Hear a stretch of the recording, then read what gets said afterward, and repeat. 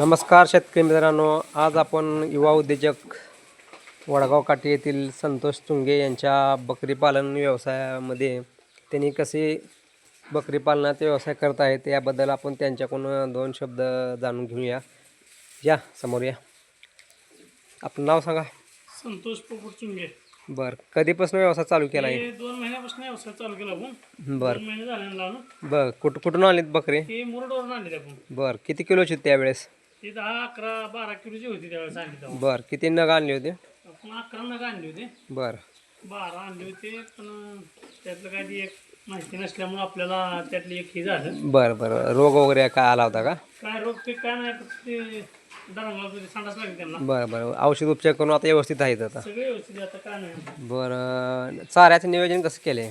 चाऱ्याचं काय वाळा, कडवा, कुट्टी, घास, गवत, मुरघास, बरं सगळ्याचे कुट्टे, गवत, सगळ्याची कुट्टी, भुईमुगाचा पाला आहे वाळवून ठेवलेला. बरं, पाला वाळवून आपण एकत्र करून ठेवलेला आहे का? हा, ती पाला मेन महत्वाचा आहे ना.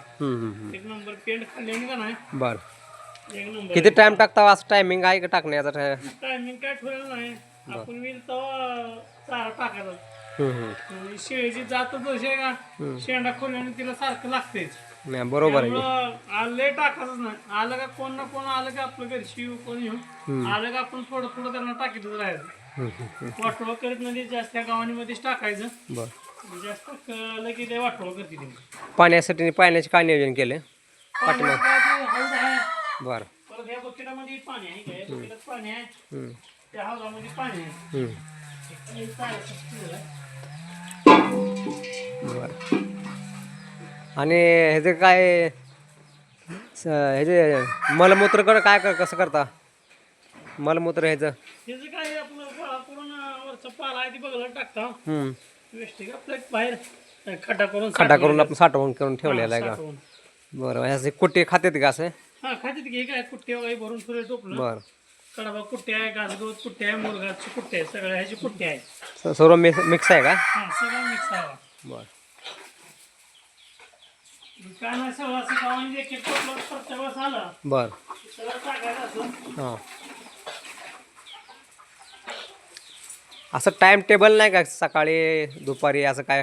नाही नाही, हां, टाइम टेबल ह्याला ठेवल्यावरती कसं शहराची जात नाही, ते सारखं तोंड चालूच पाहिजे त्यांचं. मग केव्हा काही ना आपण तासाने येऊ, 2 तासाने येऊ, संध्याकाळी येऊ, कधी आले की आपलं टाकायचं त्यांना. जसं टाकाल तसं त्यांना हे होतंय.